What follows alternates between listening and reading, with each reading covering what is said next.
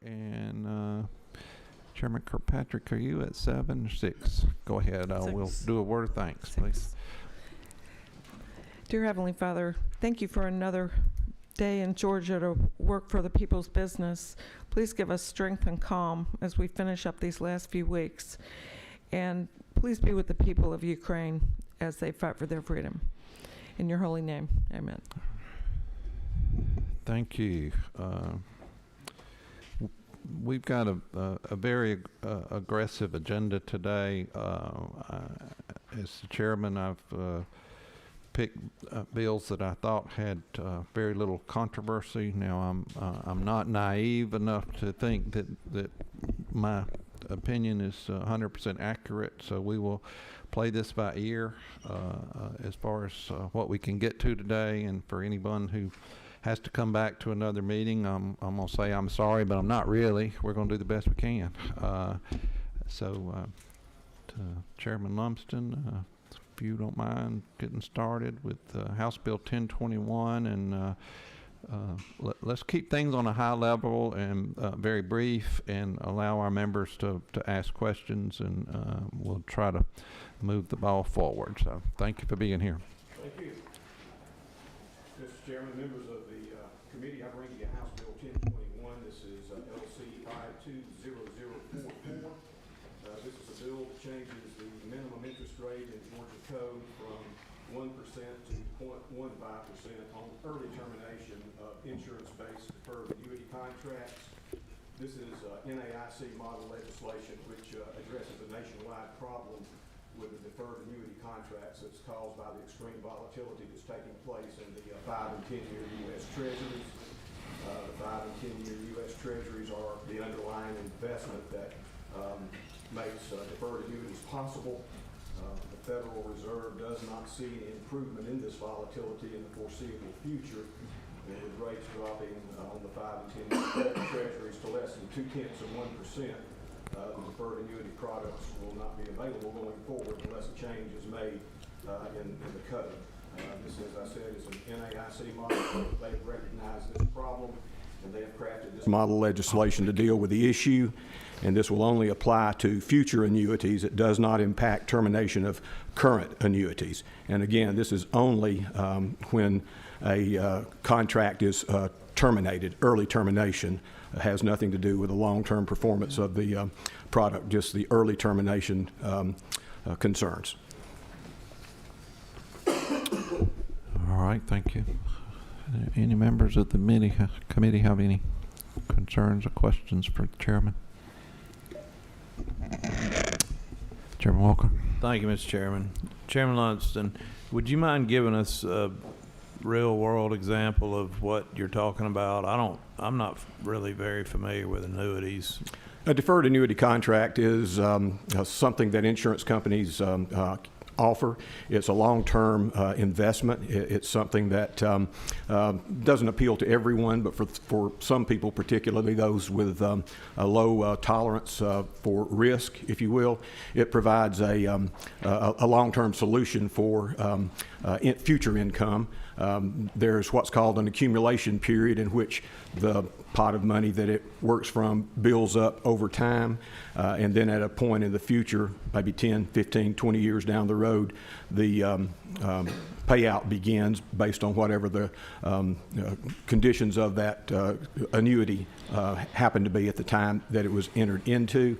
As I said, what we're doing here today simply deals with an early termination. If someone enters into it, as I said, it's a long-term contract. If someone enters into it and then they decide to terminate it, then there are provisions in the law for how that termination works. So this simply lowers the interest rate from a minimum 1%. It's actually a floating floor from 1 to 3%, which is determined by the insurance commissioner at that time.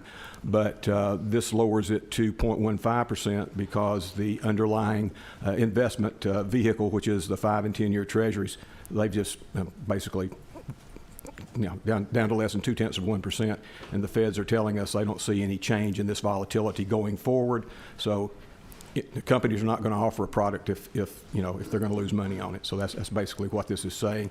And this is NAIC, National Association of Insurance Commissioners, model legislation. They've realized that this is a problem, and they're putting this forward to deal with it. Do you have a follow-up? Yes, sir. So, Mr. Chairman, if I buy an annuity and it's 2%, is built around a 2% return, and I'm putting money into this annuity for my retirement, and my money's growing similar to like a CD, except that I don't have to pay income tax on the interest, and I decide after 10 years that I want to terminate it. So I'm going to have probably or possibly going to have surrender charges, and then they're going to go. So you're going to have surrender charges for a period of time, 10, 15 years, whatever it is, and then they're going to only revert to paying me the 0.15 instead of the 2. The termination language is included in the contract if you decide to terminate, and this does not affect any existing contracts. This would only be for new contracts going forward, because the dynamic in the marketplace has changed. So what the company will offer is based on what is going on, what is taking place in those 5 and 10 year treasury markets. And all that's markets. spelled out in the contract when you buy the annuity. Okay, yes, sir. Thank you. Senator Sims, you have a question? I waive. You wait. Kinda. Okay. Anybody else have a question?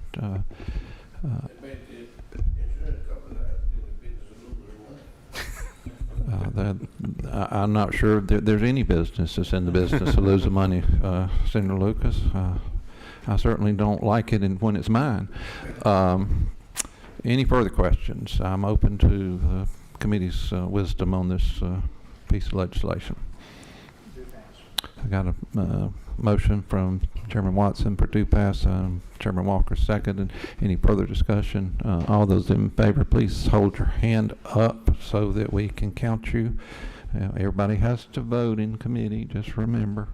All right, that looks unanimous, so thank you, Chairman Lumsden. And who's carrying this bill? You are, sir. Oh, gosh. That is not what I wanted to hear. All right, thank you. And you're up next again, okay? All right. I bring to you House Bill 1195. This is LC 520061. This is a request from ACCG and GMA. All insurance carriers by code are required to file an audit using generally accepted accounting principles with the Insurance Commissioner's Office. ACCG and GMA are not insurance carriers, but they do manage some insurance programs for their members, and because of that, they're required to file an annual audit with the Insurance Commissioner's Office as well. ACCG uses and has used statutory accounting for decades.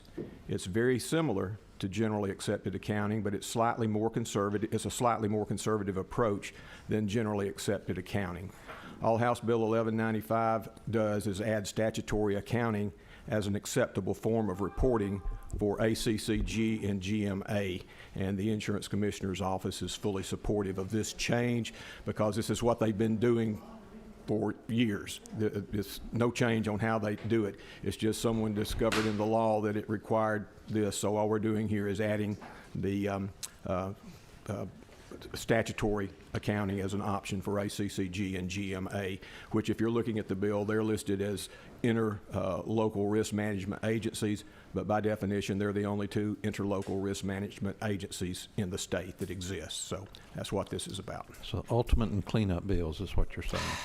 I'm just telling you what's going on. All right. Any members have any questions for Chairman Lumsden on this legislation? Doesn't look like it. I'm open to a motion. Chairman Kirkpatrick, I got a second from Senator Lucas. Any further discussion?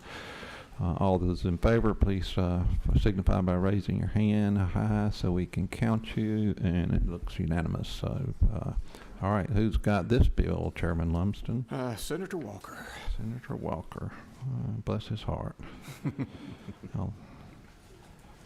All right, thank you for thank you. being here. Appreciate your attention and patience.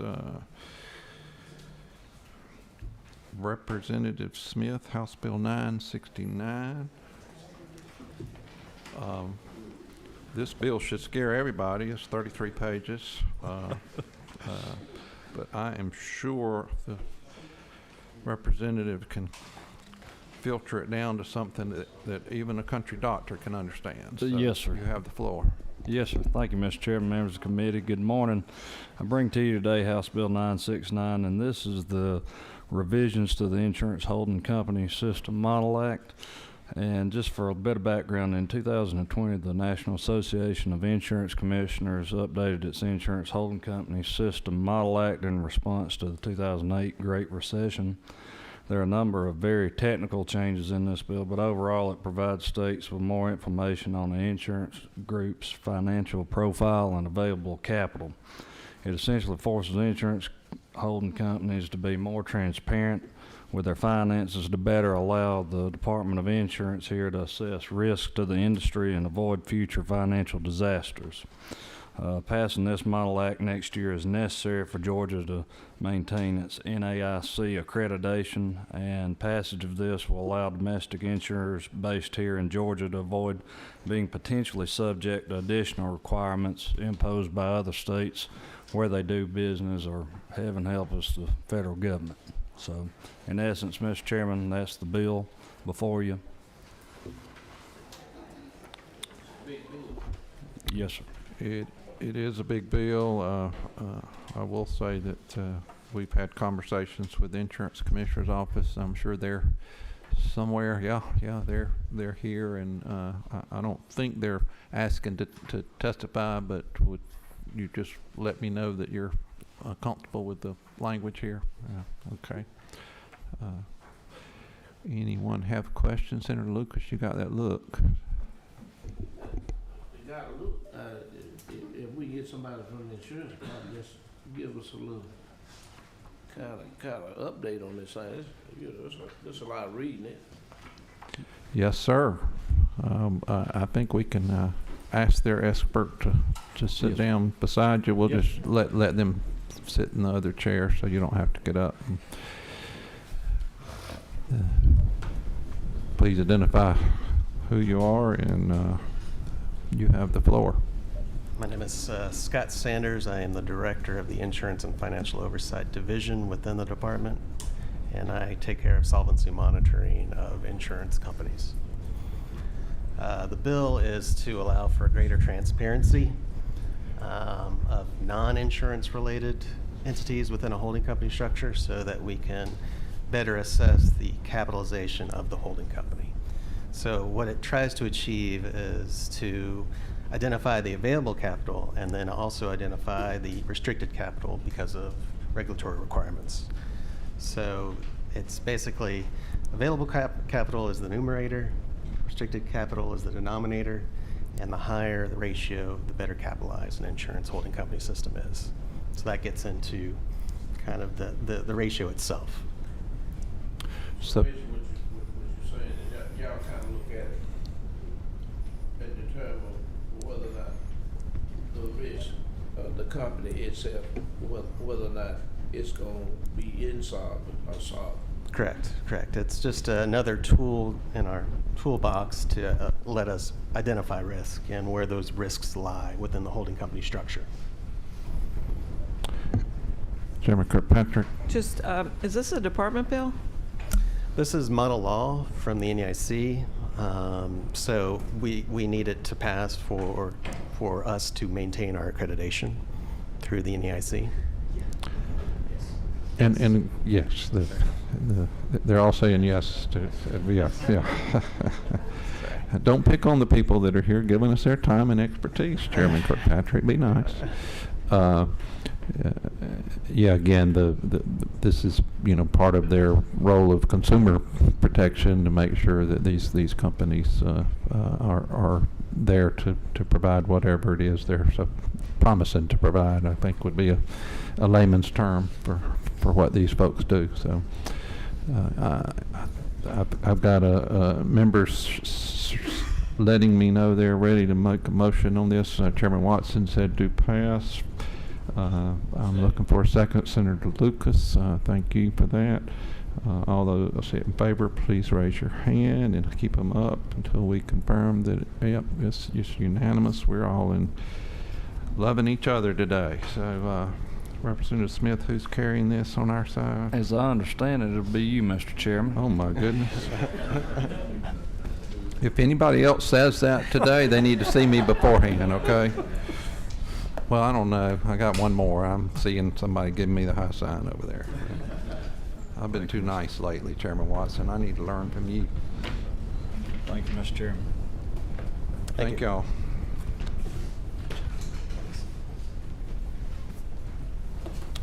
House Bill 1059. Representative Gamble. Yeah, and this is a bill that has gone through Senator Walker's subcommittee. So if you'll give a brief overview, and then we'll let Senator Walker discuss the findings in the subcommittee. We don't need to spend too much time since it's been vetted in our subcommittee. All right, thank you so much, Mr. Chairman, members of the committee. It's good to be with you all today. I'm here on behalf of House Bill 1059, which deals with offering loss mitigation products in the sale of insurance.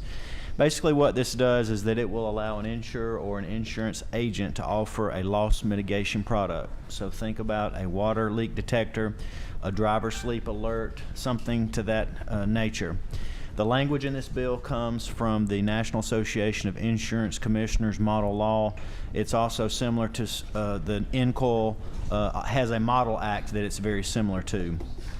So currently, if an insurance agent or an insurer provides the product, it is considered to be an illegal rebate, which, as you know, is not allowable under the law, or inducement if a filing has not been pre-approved by the insurance department.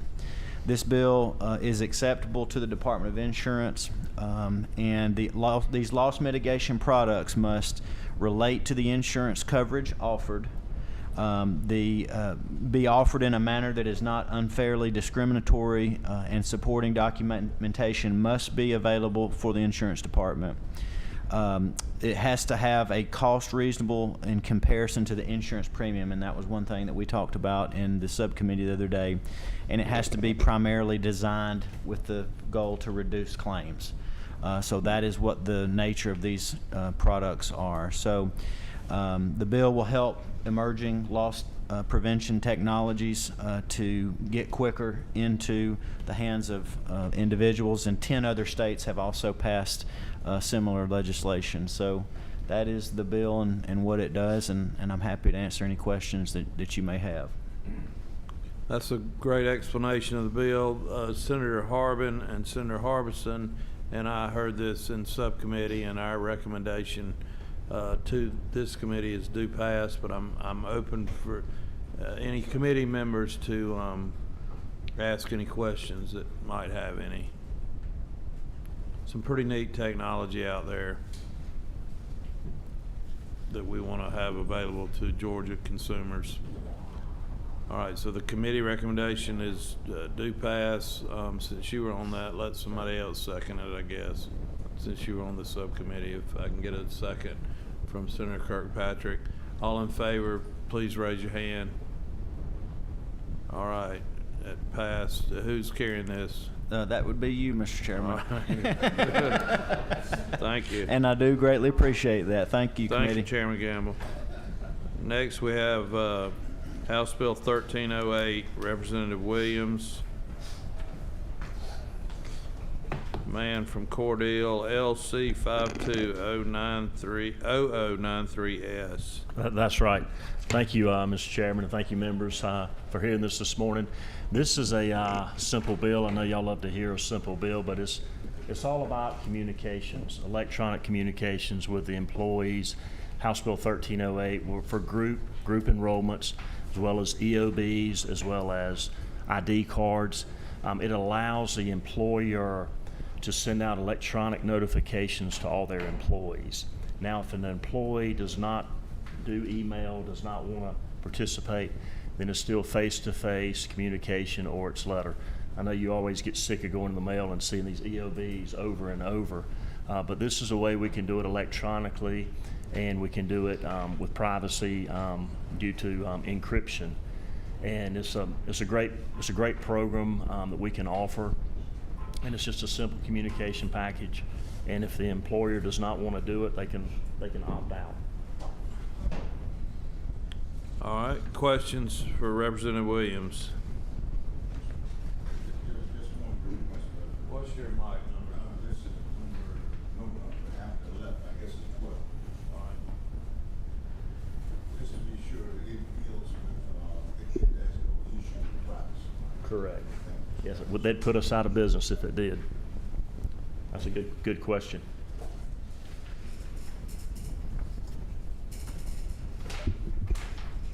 Any other questions for Representative Williams? Not seeing any. What's the will of this committee? Got a motion from Senator Lucas to pass and a second from Senator Harbison. Did I hear that? All right. Any further discussion here? None. All those in favor, please raise your hand. All right. Looks unanimous. And who is carrying this? Well, since you walked out on the meeting, Senator Walker and I looked at it and thought you might draw the short straw. So either one, I talked to both of y'all, whichever one would like to carry it. It's up to you, Mr. Chairman.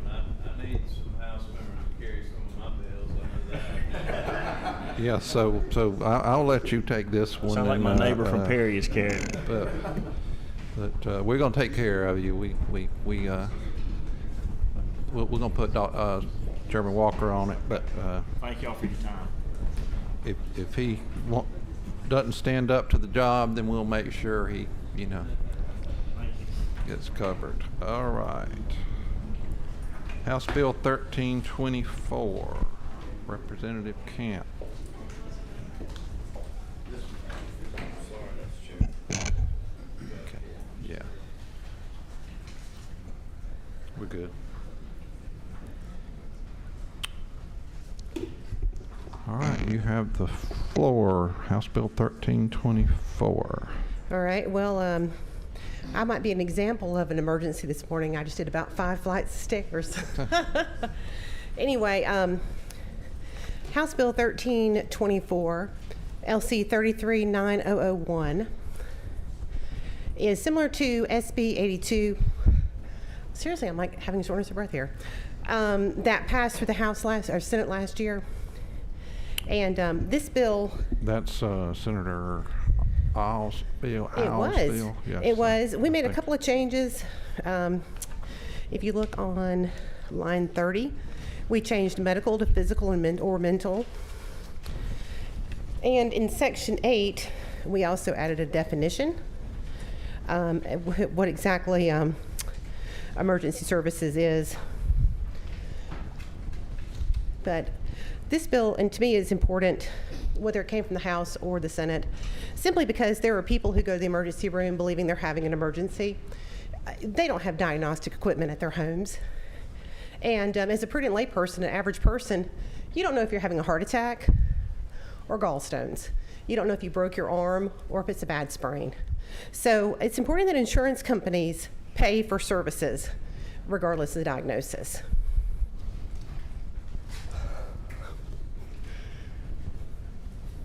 You done?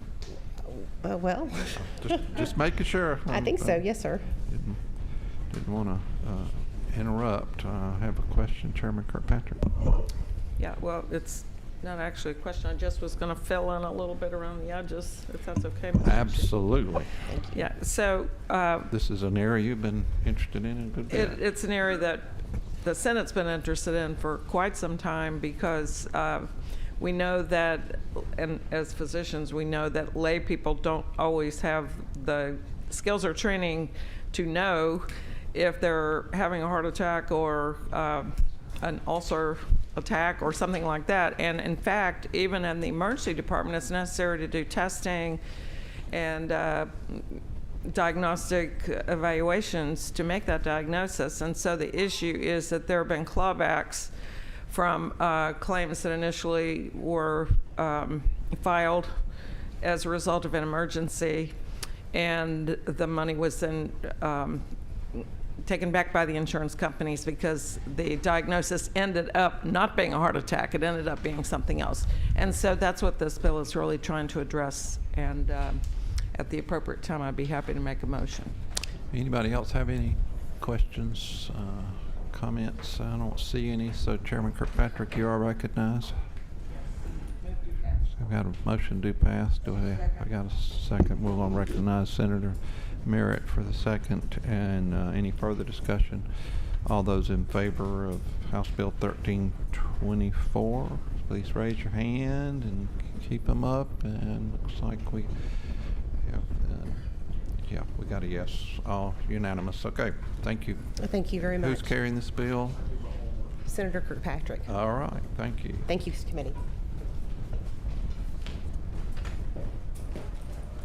Representative Werkheiser, you are here. House Bill 1409. Thank you, Mr. Chairman and committee members. This is a bill we do every couple of years. House Bill 1409 increases the maximum amount of benefits an employee can receive under workers' compensation for temporary total disability to $725 a week.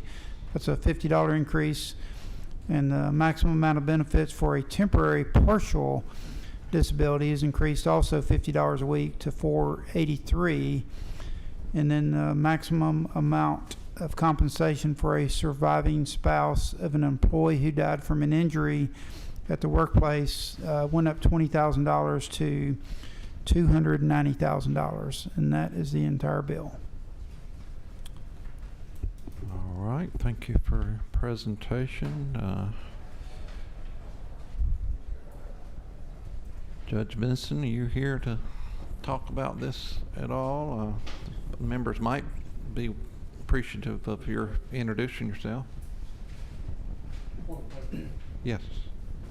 I think it's said 50. I think it's in it for the 450 to 83 is actually $33. My bad. Yeah, I just want to make sure that we weren't. Making sure you are awake. Okay, you've got the floor. Thank you for being Yes, sir. here. Mr. Chairman, thank you. I'm Ben Vinson. I'm the Chairman and Chief Appellate Judge at the State Board of Workers' Compensation. Been working with Chairman Werkheiser on this piece of legislation. This is an agency bill, but it came to us on a recommendation from our advisory council, which is composed of stakeholders across the whole industry, across the whole workers' comp sector. So I think this has broad support, and I'll ask for your favorable consideration of the bill, and I'm happy to answer any questions if you have any. Anybody have any questions for the judge here? I don't see any. We've got a couple of folks to testify, so if y'all don't mind stepping back for just a moment. Zach Hendon.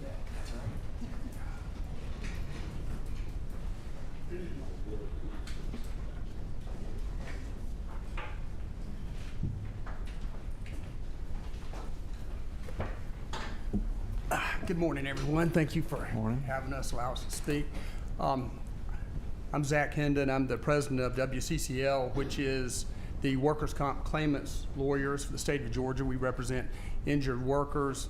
I am here not opposing a $50 a week bump in the comp rate. So I guess in a manner of speaking, you should say that I'm here to speak in support of the bill.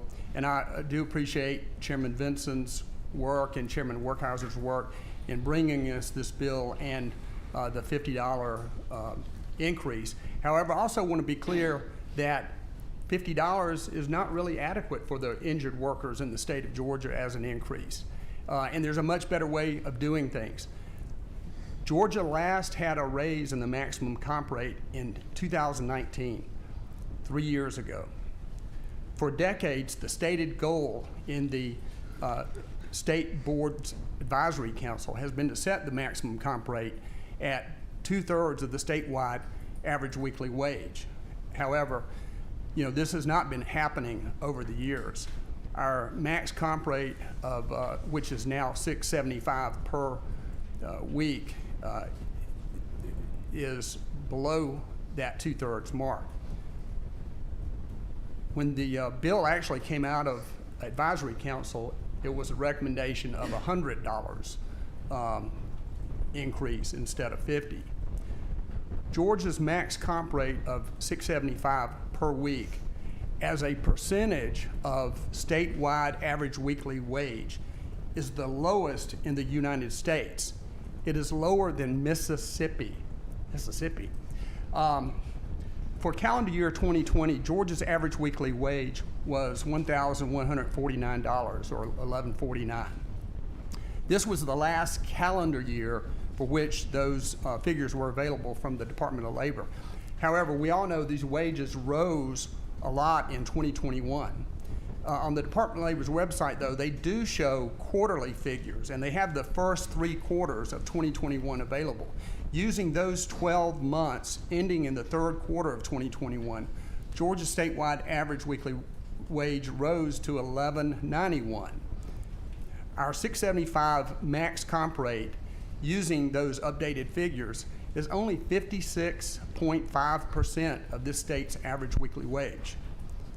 If you bump, if you pass this $50 bump this year, which we do want to see a $50 bump, based on those updated figures, the new $725 maximum comp rate will only be 60.8% of Georgia's average weekly wage, still the lowest in the nation as a percentage of average weekly wage.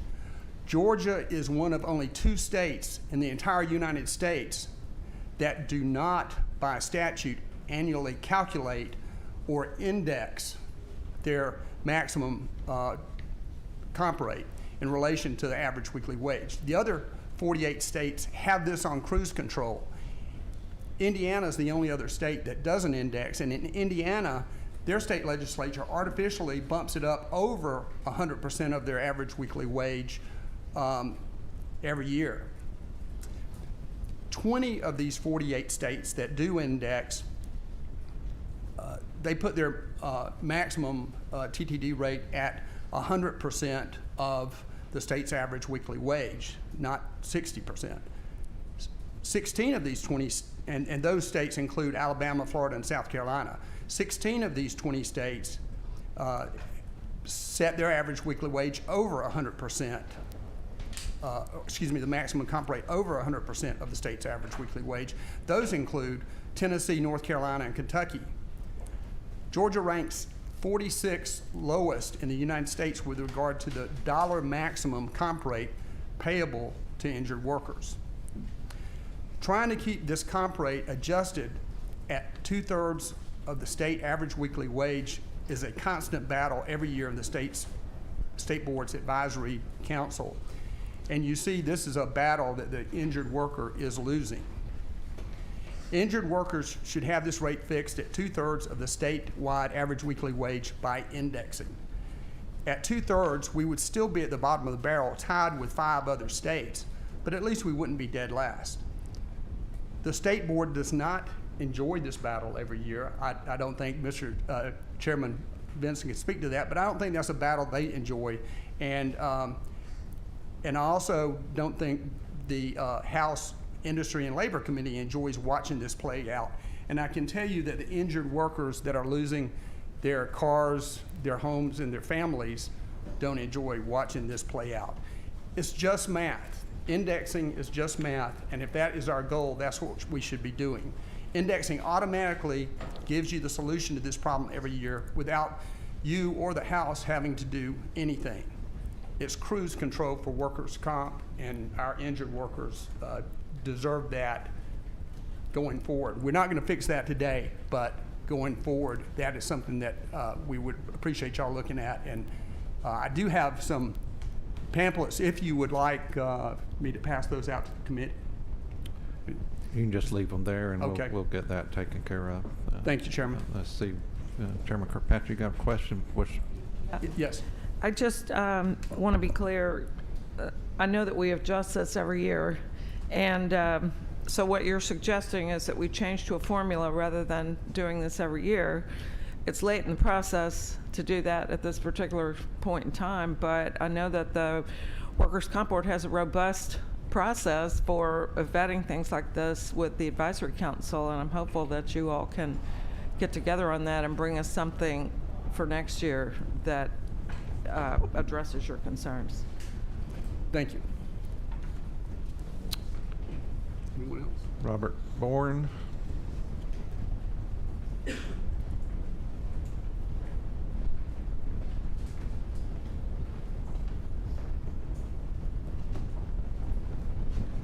Thank you, Mr. Chairman and members of the committee. My name is Robert Bourne. I'm an attorney in Forsyth County, and I practice law representing injured workers. And today I speak to you on behalf of Georgia Injured Workers Advocates. I would first of all like to also state that we are grateful to Chairman Benson and to Chairman Werkheiser for their leadership on comp issues. We also don't oppose the legislation when we think it can be improved. You know, if you know what the speed limit is, then you should set it on speed control and forget about it. You know, 2/3 of the state average weekly wage has been the agreement from before anybody can remember. That's how far back it goes. You know, it should have been $100 if you wanted to keep it up with 2/3 short of indexing, and it is kind of late to do that now. There is an alternative. You could add another $50 now, or you could add another $50 effective July 1, 2023, and that would bring it up. You know, 90% of my clients live week to week, and $50 is a big deal for them, especially when the max comp rate is $675. You know, Zach had pointed out that this is an issue. It's not done every year. It's done every probably 2 to 3 years. But we're up against some powerful forces here. I mean, we're the David, they're the Goliath. We got no rock and no slingshot, so we're kind of at their mercy. In the past, although it hasn't been the case recently, but in the past, when we came to get an increased cost of living, the other side was sharpening their scalpels and saying, okay, well, which body part are we going to cut off from the comp system now so they can get a raise in the comp rate? That's not right. You know, Georgia compares very favorably to other states when it comes to workers' comp. But as Zach pointed out, you know, right now only Oklahoma and Mississippi have lower comp rates than Georgia. So we support the bill, but it would also be good if we could bump it up another 50, if not this year, at least put in the legislation it would be effective July 1 of 2023. Even that would not bring it up to 2/3. As Zach pointed out, the 2/3 that the Advisory Council used was based on the 2020 data. The 2021 data is much more. So even a 50 wouldn't raise it up to 2/3. Unless there's any questions on. I don't see any questions. Thank you for being here. Judge Benson and Representative Werkheiser, y'all want to come wrap this up? And yeah, I do want to say, and I think my record speaks for itself. With the last several chairmen, I hope I've established myself as working as hard for the worker as I have for the employer side. We do have a bill that was just dropped yesterday to look at indexing, and we will give that a hearing because there's so many factors. When just for example, Georgia's is tax-free, where a lot of the other states that have higher numbers are not. So if you were to take simple math, like $1,000 a week, and you lose 25% in taxes, now you're back down to 775, which is where George is at. I'm not saying it doesn't need to go higher. Again, I support supporting our workers. So we are going to look at that. We're going to have a hearing and look at all the factors involved. Okay. Well, I appreciate it. We've got a press conference coming up that several of us have to get to. So I want to have further discussion with our subcommittee, our committee on this, and with you guys, and we'll bring this forward at our next meeting so we can get everybody together. Okay? Sounds great. All right. Thank you. All right. That's our agenda for today, and we will stand adjourned. Thank y'all for your attention.